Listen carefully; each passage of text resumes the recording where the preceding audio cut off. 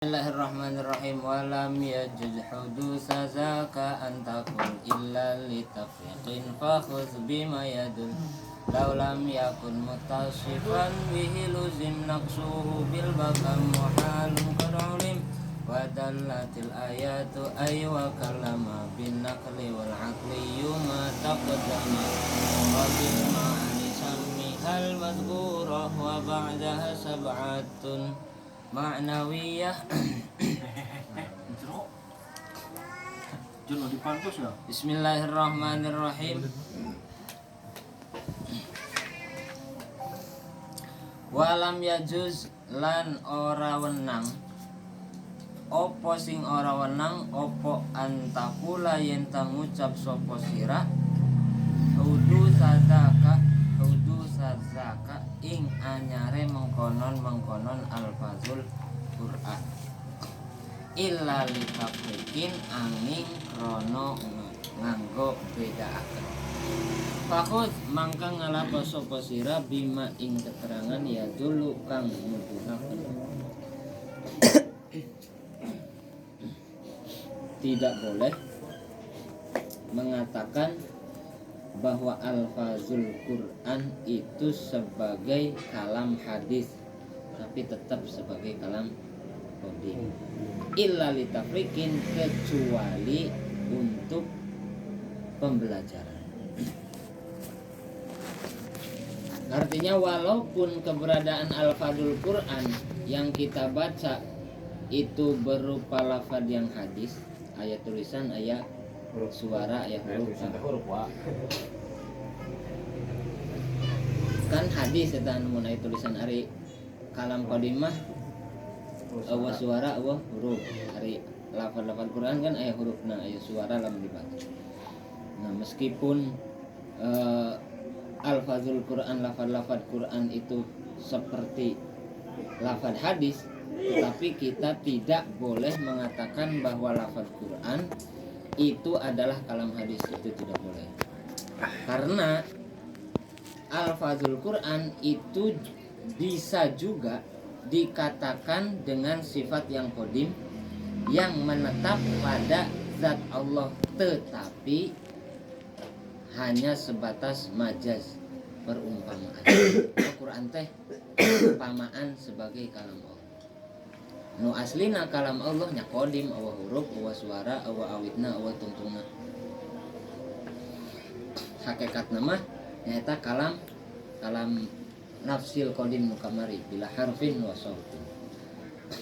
Jadi kalau mengatakan bahwa sesungguhnya lafaz Quran itu adalah hadis, maka berarti sama saja mengatakan bahwa sesungguhnya sifat yang menetap pada zat Allah yaitu kalam nafsil qadim adalah hadis juga. Namun mengatakan Quran itu sebagai kalam hadis, maka otomatis mengatakan bahwa kalam Allah juga kalam hadis. Boleh? Ya tidak boleh, pan tadi kan tidak boleh. Dan perlu diketahui bahwa sesungguhnya madlul sesuatu yang ditunjukkan, ari madlul teh sesuatu yang ditunjukkan. Madlun. Sesuatu yang ditunjukkan oleh sifat kalam itu adalah semua yang wajib dan semua yang mustahil dan semua yang jaiz. Jadi kalam Allah itu menunjukkan pada semua yang wajib, yang jaiz dan yang mustahil. Dan lafaz-lafaz yang mulia yakni lafaz Al-Quran itu madlulnya menunjukkan pada sebagian madlulnya sifat tersebut. Maka kalau seumpama hijab kita dibuka dan dapat mengerti kalam Allah yang qadim, yang anu awa huruf, anu awa suara, terus orang paham karena kalam yang menunjukkan perintah melakukan sholat misalnya, paham karena kalam Allah perintah sholat, maka kita juga memahami perintah melakukan tersebut dari firman Allah yang berupa susunan lafaz seperti yang ada di dalam Al-Quran, yaitu lafaz wa aqimus sholat. Nah lafaz wa aqimus sholat eta teh kalam Allah yang qadim tapi lain, tapi hanya majaz, perumpamaan. Gusti Allah merintah sholat, nah majazna perumpamaan, Gusti Allah mengatakan wa aqimus sholat, dirikanlah sholat. Dirikanlah sholat, Gusti Allah perumpamaan. Aslina kalam Allahnya bila harfin wala sautin wa huruf wa suara. Maka walaupun dohirnya lafal Al-Quran itu hadis, dohirnya kan ayat tulisannya, tapi tidak boleh mengatakan bahwa Al-Quran adalah kalam hadis. Mengingat madlulnya lafal Al-Quran adalah sebagian dari madlulnya kalam Allah yang qadim. Jadi lafal-lafal Al-Quran itu hanya sebagian dari kalam-kalam Allah. Kalam-kalam Allah lain Al-Quran baik, loba. Ngan Al-Quran mah hanya sebagian dari kalam-kalam Allah yang berupa majaz tadi, perumpamaan kalam Allahnya Al-Quran. Lamun Tauratnya Taurat, lamun Injil Injil.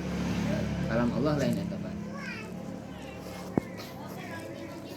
Illa litafrikin, kecuali kalau untuk memberikan pengajaran kepada murid-murid misal di pondok atau di mana, supaya paham bahwa kalam Allah teh Allah huruf Allah suara. Kumaha sih nan kok bisa Allah huruf Allah suara tapi disebut kalam, nah, gitu kan. Oh, alafal Al-Quran teh kalam Allah tapi hanya berupa majazi, perumpamaan saja, perumpamaan bahwa itu kalam Allah. Ngan asli nah hakikat nyaeta kalam Allah anu Allah suara Allah. Lamun misal hijab urang dibuat Gusti Allah sok maneh bisa bisa ngadengkeun kalam Allah. Nah, kakak kira bisa. Lain bisa ngadengkeun, bisa paham. Seperti contohnya kamari nangtung. Nah, si Abdul nangtung. Nah, perumpamaan orang nempo si Abdul nangtung bisa paham. Nah, ketika diturunkan atau diberitahu ka batur otomatis orang kudu ngomong. Perumpamaan si Abdul ngomong teh make lafaz heh si Abdul nangtung. Paham? Siga kamari. Iya. Intina boleh mengatakan bahwa lafaz Al-Quran itu hadis lamun eker belajar, tapi mengatakan bahwa itu hanya kalam sebagai kalam Allah yang majaz. Hakikatna nya tetap kalam Allah mah wa suara wa huruf, itu hakikatnya.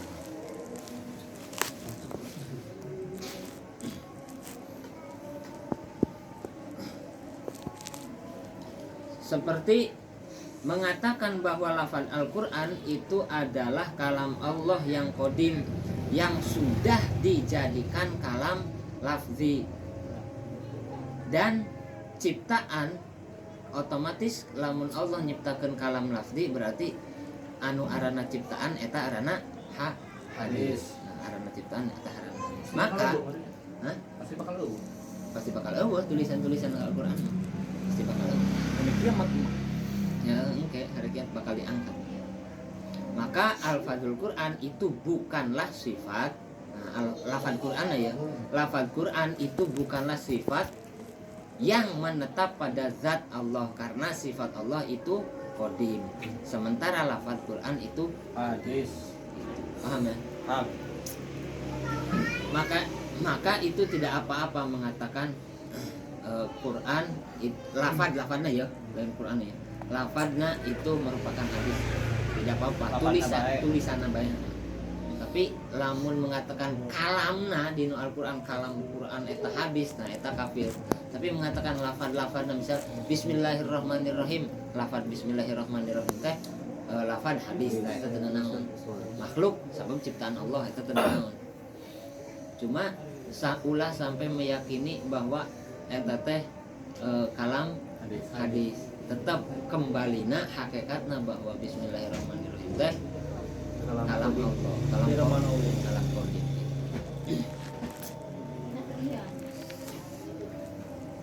Maka itu tidak apa-apa, tapi harus tetap disertai keyakinan. Nah, bahwa apa yang ada di antara dua sisi atau dua muka sampulnya mushaf, di antara dua sisi dua muka sampulnya mushaf, misal Quran, mushaf dan Quran,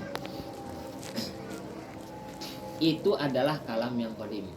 Mengatakan nudi ieu hadis, nah jero nama kalam Allah gitu. Apa?